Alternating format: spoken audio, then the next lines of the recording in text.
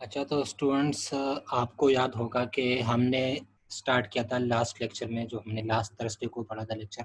वो था solution of one dimensional heat equation by separation of variable.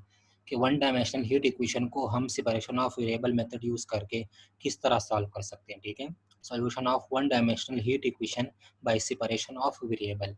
कि separation of variable से हम वन डायमेंशनल हीट इक्वेशन को किस तरह से सॉल्व कर सकते हैं, उसका सोल्यूशन क्या होगा। ठीक है, तो उसके हमने 3 सॉल्यूशन निकाले थे, इक्वेशन नंबर 5, 6 और 7। ठीक है, फिर आपको मैंने कहा था कि जो इक्वेशन नंबर 7 है, वो सैटिस्फाई करता है, या उसके जो हमारे जो कंडीशंस है, वो उन कंडीशंस को सैटिस्फाई करता है जो हीट इक्वेशन के लिए होती है। ठीक है, तो इक्वेशन नंबर 7 को आपको मैंने कहा था कि इक्वेशन नंबर 7 जो है वो हमारे वन डायमेंशनल हीट इक्वेशन के सॉल्यूशन कहलाने के लायक है। ठीक है, इक्वेशन नंबर 7। लेकिन आपको फिर मैंने कहा था कि ये हमारा सॉल्यूशन तब होगा जब हमारे पास बाउंड्री कंडीशंस नहीं होंगी। जब बाउंड्री कंडीशंस होंगी, जो हमारा जनरल सॉल्यूशन होगा वो इक्वेशन नंबर 7 नहीं होगा। जो हमारा जनरल सॉल्यूशन होगा वो फिर डिफरेंट होगा अगर हमारे पास कंडीशंस गिवन है। ठीक है, अगर कंडीशंस गिवन नहीं है तो इक्वेशन नंबर 7 जो है वो हमारा जनरल सॉल्यूशन होगा वन डायमेंशनल हीट इक्वेशन का। ठीक है, तो उसमें मैंने आपको कंडीशंस का कहा था कि इसमें कंडीशंस हमें गिवन है। तो सबसे पहले जो मैंने कंडीशन आपको कहा था वो था x इज इक्वल टू 0। ठीक है, बाउंड्री कंडीशंस जब मैंने आपको पढ़ाए थे तो उसमें हमने लिखा था कि x इज इक्वल टू 0। तो हमने लिखा था कि अगर हम x is equal to 0 put कर लें इक्वेशन नंबर 7 में, ठीक है, हमारे पास इक्वेशन नंबर 7 जो है वो जनरल सोल्यूशन आया था हीट इक्वेशन का। ठीक है, हीट इक्वेशन का जनरल सोल्यूशन जो है वो इक्वेशन नंबर 7 था, जो कंडीशंस को सेटिस्फाई कर रहा था। तो आपके पास मैंने फिर कहा कि इसके कुछ बाउंड्री कंडीशंस होंगे। वो बाउंड्री कंडीशंस क्या है? फर्स्ट नंबर जो है वो क्या था? x is equal to 0। कि अगर हम x is equal to 0 put कर लें इक्वेशन नंबर 7 में, ठीक है, तो इक्वेशन नंबर 7 में हमने लिखा था x इज इक्वल टू 0।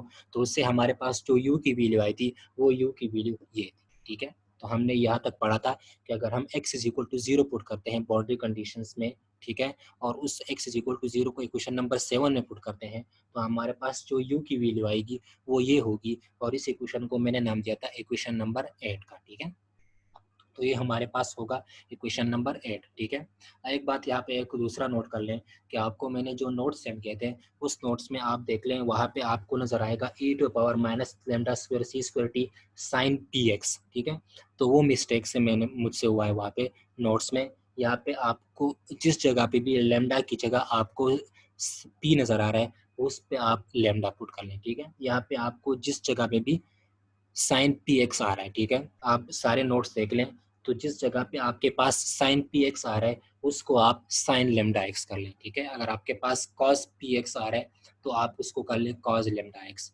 तो जहाँ पे आपके पास पी आ रहा है उसको आप लेमडा कर लें नोट्स में से। ठीक है, यहाँ पे मैं वीडियो में सही करूँगा, आई थिंक मैंने लास्ट लेक्चर में वीडियो में भी उसमें भी सही लिखा था, साइन लेमडा ही मैंने लिखा था, लेकिन जो नोट्स मैंने आपको सेंड किए हैं उसमें यहाँ पे एक मिस्टेक है कि यहाँ पे मैंने पी लिखा हुआ है। ठीक है, तो यहाँ पे हमने के को हमने लेमडा के फॉर्म में लिया था। ठीक है, तो यहाँ पे आप पी की जगह क्या कर लें, लेमडा पुट कर लें। ठीक है, तो इसके बाद हम फर्दर जाएंगे, तो हमारे पास जो इक्वेशन नंबर 8 है यू की वैल्यू ये आई थी। ठीक है, ए यहाँ पे क्या है, ए हमने यहाँ पे एक कांस्टेंट लिया था C1 और C3 की वैल्यू यहाँ पे आ रही थी, तो हम उन दोनों कांस्टेंट को हमने एक दूसरे कांस्टेंट के इक्वल कर दिया था ए के। ठीक है, तो ए यहाँ पे एक कांस्टेंट है और यू की जो वैल्यू है, टेम्परेचर की वैल्यू जो है वो इसकी इक्वल है। ठीक है, अगर हम x is equal to 0 put करते हैं तो हमारे पास जो u का सोल्यूशन आता है वो ये है, और इसको हमने नाम दिया था इक्वेशन नंबर 8। ठीक है, तो बाउंड्री कंडीशंस हमारे पास दो थे,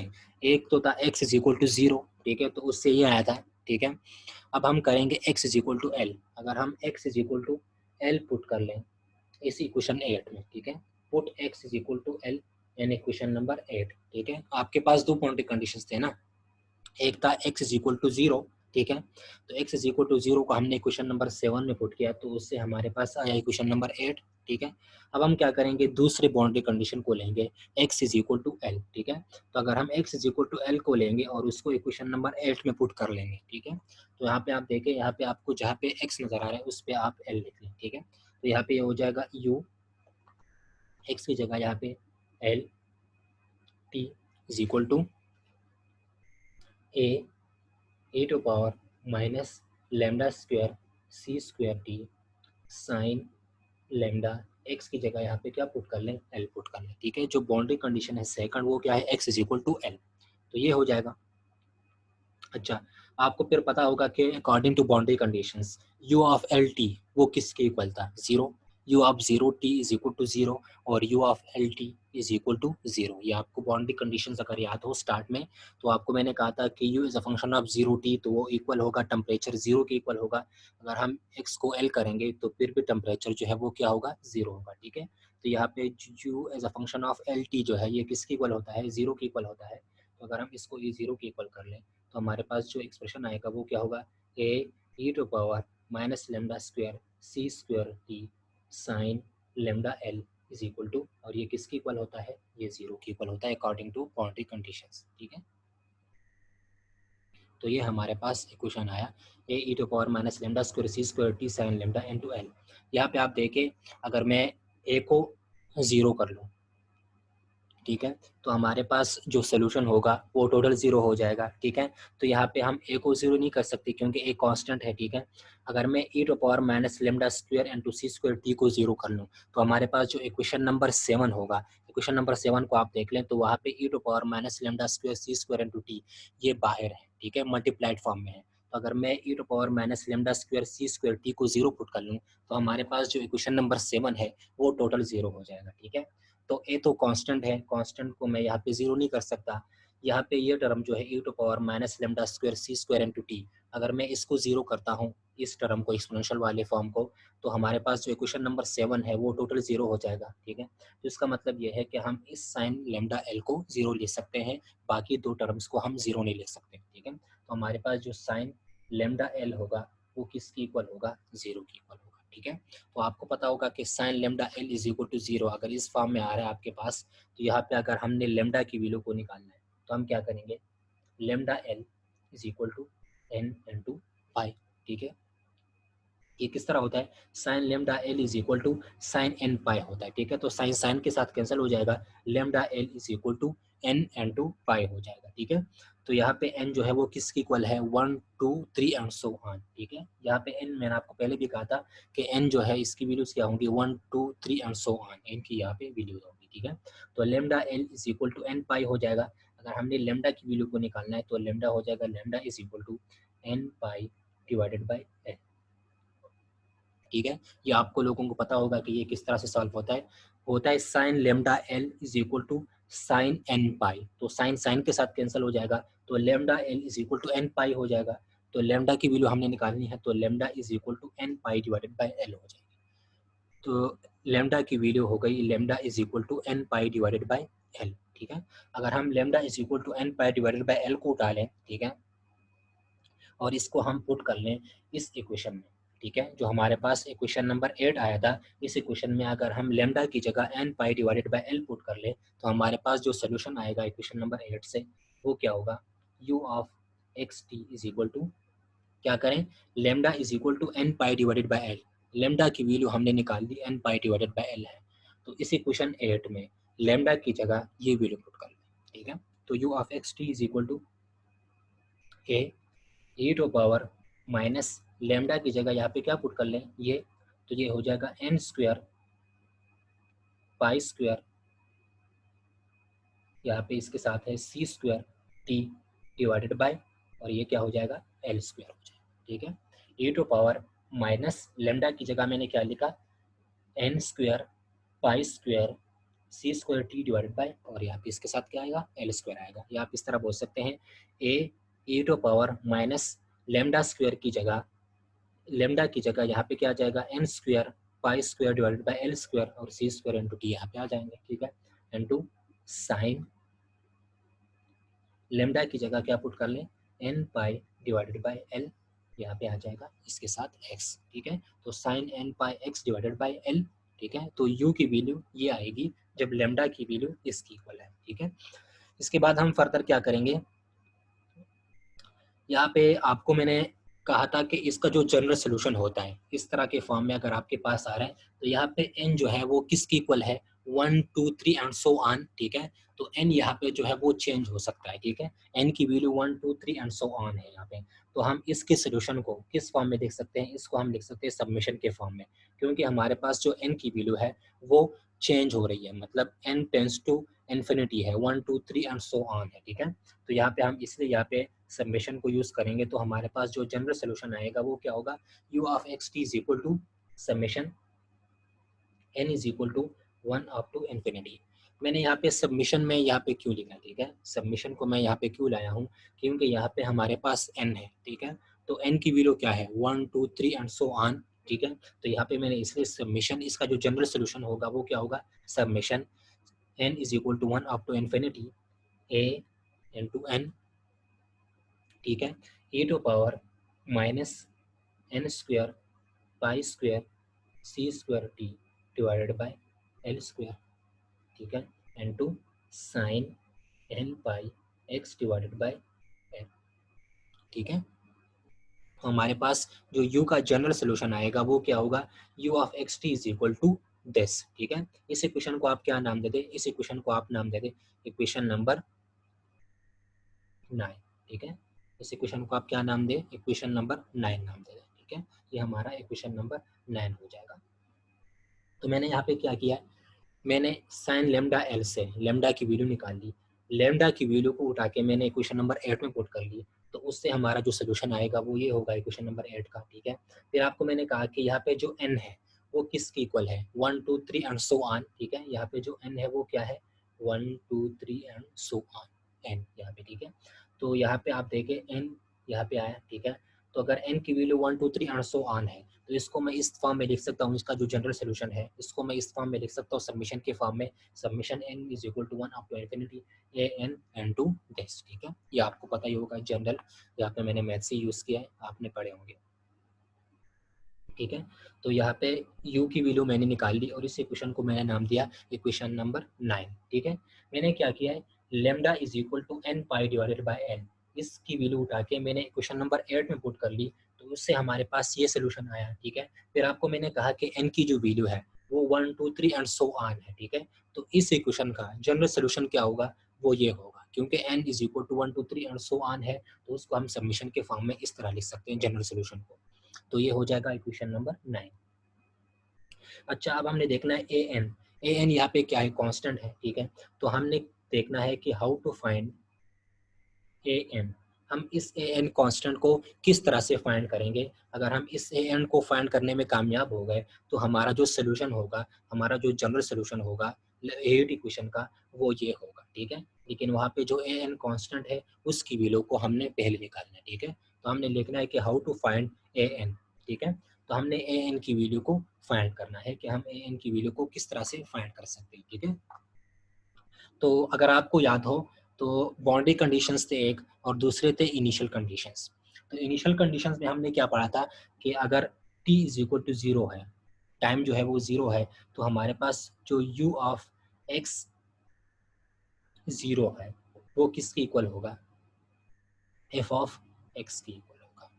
ये बाउंड्री कंडीशन आपको याद होगा, इनिशियल कंडीशन आपको याद होगा कि अगर हमारे पास टाइम 0 है, अगर हम t is equal to 0 put करते हैं तो u जो है वो हमारे पास किसके इक्वल होगा, फंक्शन ऑफ x के इक्वल होगा, f is a function of x के इक्वल होगा। u की वैल्यू हमारे पास फंक्शन ऑफ x की होगी जब हम t को 0 पुट करते हैं, ठीक है। तो अगर हम क्या करें, put t is equal to 0 in equation number 9, ठीक है। हम क्या करेंगे, put t is equal to 0, हमारे पास जो इनिशियल कंडीशन था, ठीक है। आप ये ना सोचे कि मैंने ये t इज इक्वल टू 0 कहाँ से लिखा है, ये मैंने अपने तरफ से नहीं लिखा। t इज इक्वल टू 0 हमारे पास जो इनिशियल कंडीशन था उसमें हमें ये गिवन था कि अगर हम t is equal to 0 put करते हैं इनिशियल कंडीशन में, तो हमारे पास जो u की वैल्यू आएगी वो फंक्शन ऑफ x की इक्वल होगी, ठीक है। तो यहाँ पे अगर हम put t is equal to 0 कर लें, अगर हम t is equal to 0 put कर लें क्वेश्चन नंबर 9 में, तो हमारे पास जो सोल्यूशन है वो क्या आएगा,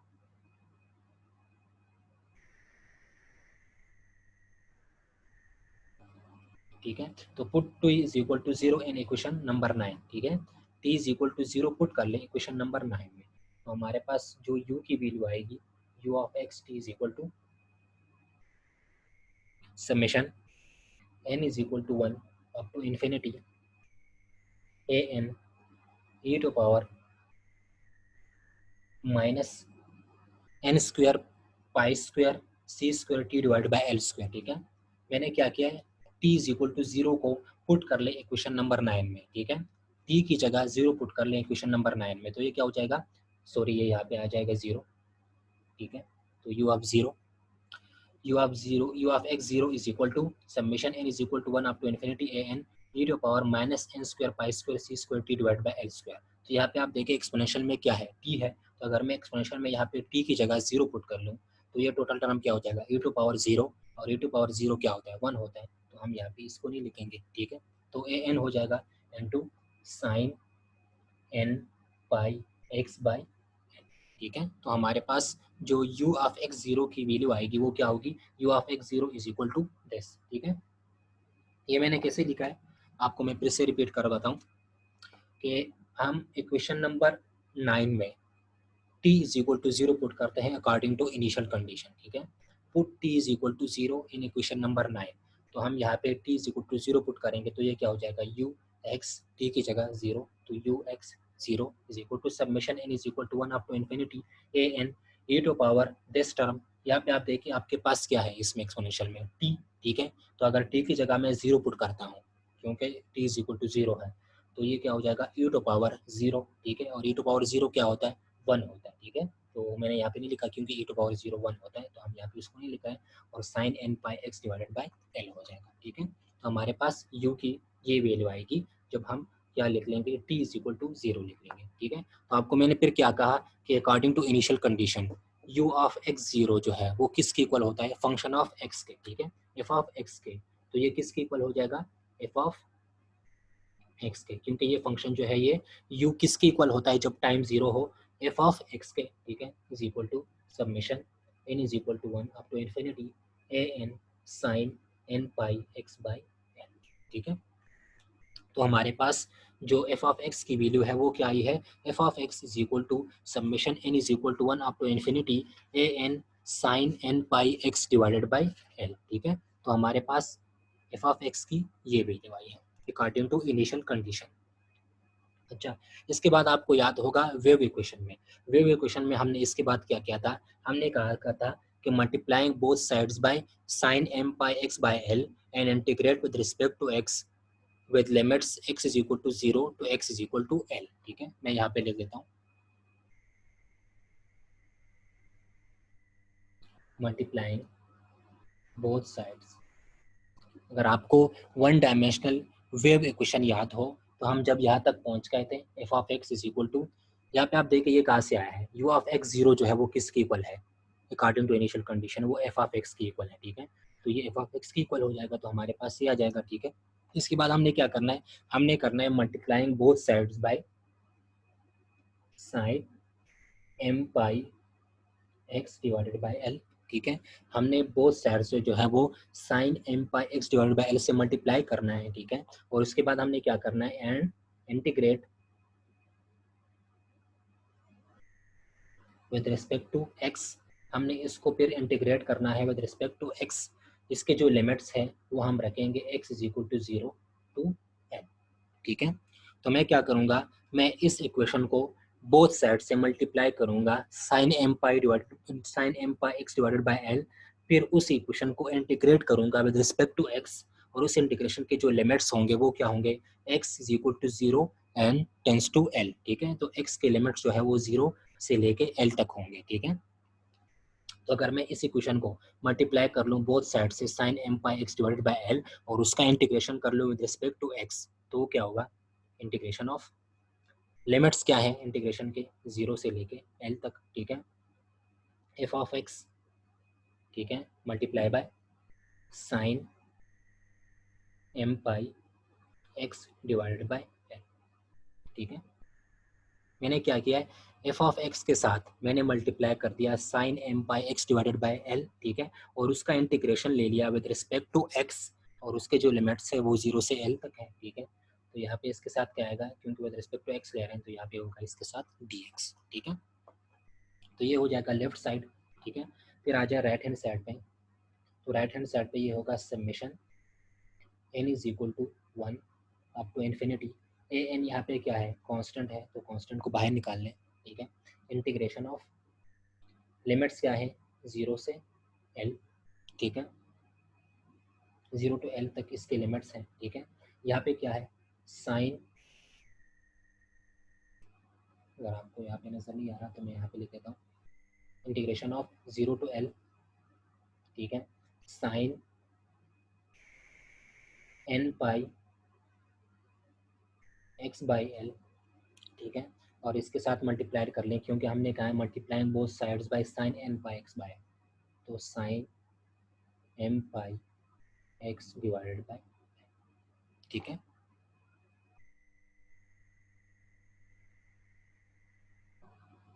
मैंने क्या किया है, बोथ साइड से मल्टीप्लाई किया sine M pi divided by x, sine M pi x divided by L, ठीक है। मैंने बोथ साइड से sine M pi x divided by L से मल्टीप्लाई किया, फिर उसका मैंने इंटीग्रेशन कर लिया विद रिस्पेक्ट टू एक्स, उसके जो लिमिट्स है वो मैंने रखे 0 to L तक, ठीक है।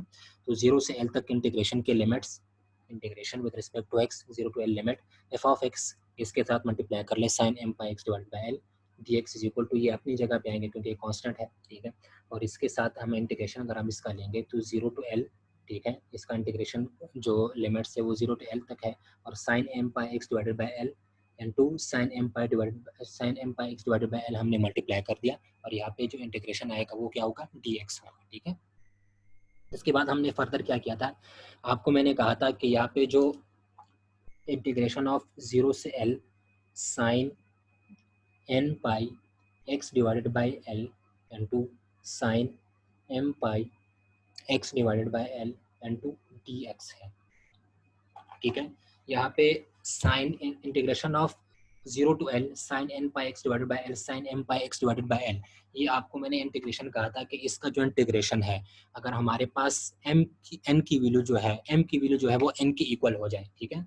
आप यहाँ पे देखिए, यहाँ पे n है, यहाँ पे m है, तो एक ऐसी पॉइंट पे अगर हम पहुंच जाए कि जहाँ पे m जो है वो n की इक्वल हो, तो हमारा जो ये इंटीग्रेशन है ये किसकी इक्वल होगा, ठीक है। तो हम कहेंगे कि अगर हम n को n की इक्वल कर दें, ठीक है, अगर m is equal to n होगा, मतलब अगर हम एक ऐसे पॉइंट पे पहुंच जाए जहाँ पे m जो है वो n की इक्वल हो जाए, यहाँ पे m है, यहाँ पे n है, ठीक है। तो अगर हम एक ऐसी जगह पे पहुंच जाए जहाँ पे m की वैल्यू जो है वो n की इक्वल हो जाए, ठीक है, m is equal to n, तो इस इंटीग्रेशन की जो वैल्यू होगी, इस टोटल इंटीग्रेशन की, वो होगी l डिवाइडेड बाय 2, ठीक है। ये आपको मैंने वेव इक्वेशन में भी कहा था, तो यहाँ पे आपको कोई कंफ्यूजन नहीं होनी चाहिए, आपको मैंने काफ़ी डिटेल से बता दिया था कि अगर हम m is equal to n कर लें तो हमारे पास इस इंटीग्रेशन की जो वैल्यू है वो क्या होगी, l डिवाइडेड बाय 2, ठीक है। अगर m is equal to not n है, अगर m n की इक्वल नहीं है, ठीक है, अगर m is not equal to n, अगर m की वैल्यू n की इक्वल नहीं है, तो वहाँ पे जो ये इंटीग्रेशन है, टोटल इंटीग्रेशन, वो इक्वल होगा 0, ठीक है। ये आपको मैंने वेव इक्वेशन ही बता दिया था, तो इसमें काफ़ी डिटेल जाने की ज़रूरत नहीं है, ये आपको मैंने पहले काफ़ी डिटेल में बता दिया था, तो उसके डिटेल में जाने की ज़रूरत नहीं है। कि आपको मैंने कहा था कि एक ऐसा पॉइंट आएगा जहाँ पे m और n की वैल्यूज़ जो है वो इक्वल हो जाएंगी, ठीक है।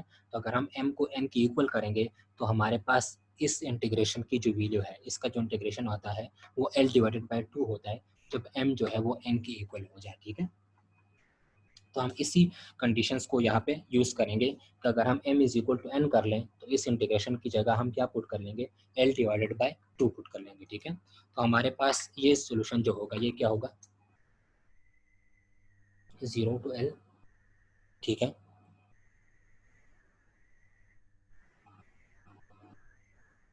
0 to L f of x, ठीक है, 0 to L f of x sine, 0 to L f of x sine, यहाँ पे m pi x divide by L हमने मल्टीप्लाई किया था, ठीक है, यहाँ पे ये बात याद रखें। लेकिन हमने यहाँ पे क्या किया, m is equal to n, तो m की जगह यहाँ पे क्या आ जाएगा, n, ठीक है। तो n pi x divided by L, sorry ये f of x sine n pi x divided by L, ये हो जाएगा, ठीक है, इज इक्वल टू सबमिशन, ठीक है। अच्छा, तो समेशन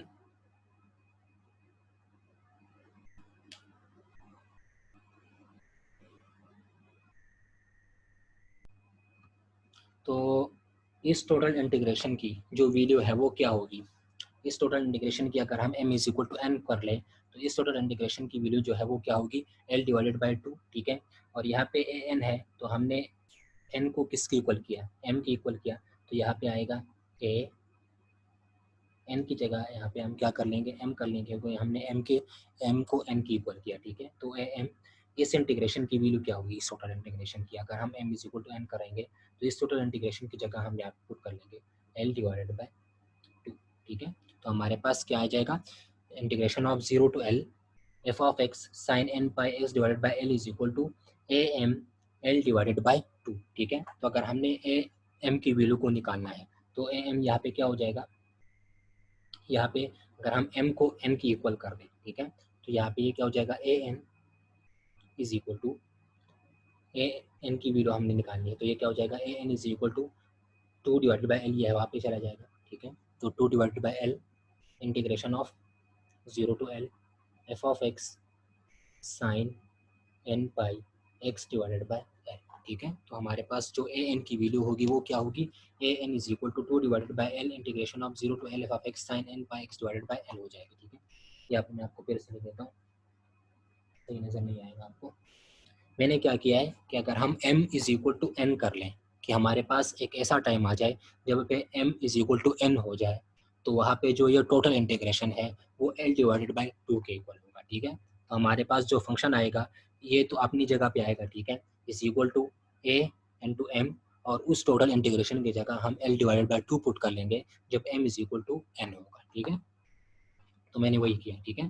फिर मैंने यहाँ पे क्या किया है, मैंने यहाँ पे ए एन की वैल्यू को निकाला, ठीक है। तो यहाँ पे अगर हम ए एन की वैल्यू को निकालें इस जगह से तो वो क्या हो जाएगी, 2 divided by L integration of 0 to L, ठीक है, इंटीग्रेशन ऑफ 0 टू एल, क्योंकि ये हो जाएगा A n is equal to 2 divided by L integration of 0 to L f of x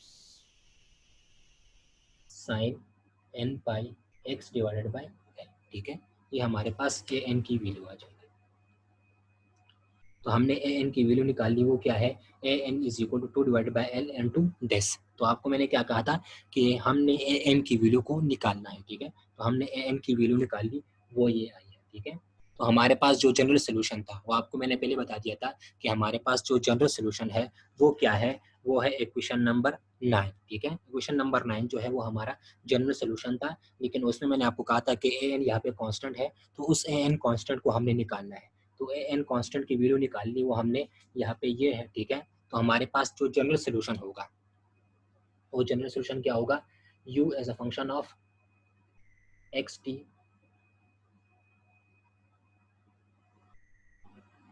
is equal to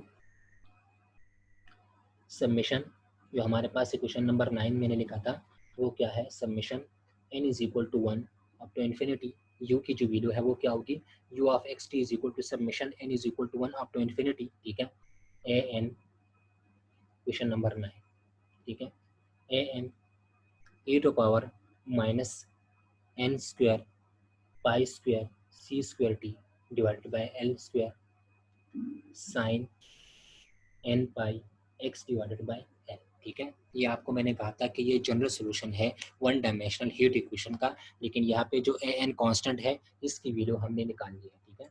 तो हमने ए एन की value यहाँ पे निकाल ली, और ए एन की वैल्यू क्या है, वो इसके इक्वल है, ठीक है। तो हम कह सकते हैं कि where a n is equal to this, ठीक है। तो ये हमारा जनरल सोल्यूशन होगा वन डायमेंशनल हीट इक्वेशन का, जहाँ पे जो ए एन कॉन्स्टेंट है वो इसके इक्वल है, ठीक है। तो अभी आपको समझ आ गया होगा कि मैंने क्या किया। तो आपको मैं फिर से थोड़ा सा रिपीट करवाता हूँ कि आज मैंने इस लेक्चर में क्या किया, कि मैंने सबसे पहले x is equal to L को पुट किया, क्योंकि हमने boundary condition x is equal to 0 को पुट कर दिया था, ठीक है। तो हमने जब x is equal to L को पुट कर दिया इक्वेशन नंबर 8 में, ठीक है, मैंने क्या किया, स्टार्ट में मैंने x is equal to L put कर दिया इक्वेशन नंबर 8 में, तो उससे हमने लेमडा की वैल्यू निकाल ली, ठीक है। तो लेमडा हमारे पास आया, lambda is equal to n pi divided by L, ठीक है। फिर आपको मैंने कहा कि lambda is equal to n pi divided by l की वैल्यू उठा के आप इक्वेशन नंबर 8 में पुट कर लें, ठीक है। तो लैम्डा की वैल्यू हमने उठा के इक्वेशन नंबर 8 में पुट कर ली, तो उससे हमारे पास जो जनरल सॉल्यूशन आया था वो इक्वेशन नंबर 9 के फॉर्म में आया, ठीक है। तो इक्वेशन नंबर 9 में हमारे पास एक कांस्टेंट आ रहा था ए एन, ठीक है। तो आपको मैंने कहा कि वो ए एन कांस्टेंट है यहाँ पे, ठीक है। तो हमारा जो जनरल सॉल्यूशन था वन डायमेंशनल हीट इक्वेशन का, जो जनरल सॉल्यूशन है वो इक्वेशन नंबर 9 ही था, लेकिन वहाँ पे ए एन जो है वो कांस्टेंट था। तो हमने उस ए एन कांस्टेंट को फाइंड करने के लिए क्या किया, हमने टी इज इक्वल टू 0 लिया अकॉर्डिंग टू इनिशियल कंडीशन, ठीक है। तो मैंने फिर क्या किया, मैंने टी इज इक्वल टू 0 लिया अकॉर्डिंग टू इनिशियल कंडीशंस, ठीक है। तो हम जब t is equal to 0 put करते हैं इनिशियल कंडीशन के मुताबिक इक्वेशन नंबर 9 में, तो वहाँ से हमने ए एन की वैल्यू निकाली, ठीक है। तो हमने जब ए एन की वैल्यू निकाल ली, तो हमारे पास जो जनरल सॉल्यूशन है वन डायमेंशनल हीट इक्वेशन का वो ये है, ठीक है, इक्वेशन नंबर 9। और वहाँ पे जो ए एन की वैल्यू है कांस्टेंट की वैल्यू वो ये है, ठीक है, वो इसके इक्वल है। तो हमारा जो जनरल सॉल्यूशन है वन डायमेंशनल हीट इक्वेशन का वो ये होगा, ठीक है। A n e to power minus n square pi square c square t divide by L square sine n pi x divide by L, और जहाँ पे जो ए एन है वो कांस्टेंट है और वो इसके इक्वल है, ठीक है। तो ये हमारा होगा general solution of one dimensional heat equation by separation of variable method, ठीक है। के वन डायमेंशनल हीट इक्वेशन का जो जनरल सॉल्यूशन है वो ये होगा, और जहाँ पे ए एन कांस्टेंट है और वो एन कांस्टेंट इसके इक्वल है, ठीक है। तो यहाँ पे जो टॉपिक है वो कंप्लीट हो गया, क्योंकि हमने जो general solution of one dimensional heat equation है वो हमने निकाल दी, ठीक है, वो ये है, और वहाँ पे ए एन कांस्टेंट वो इसके इक्वल है।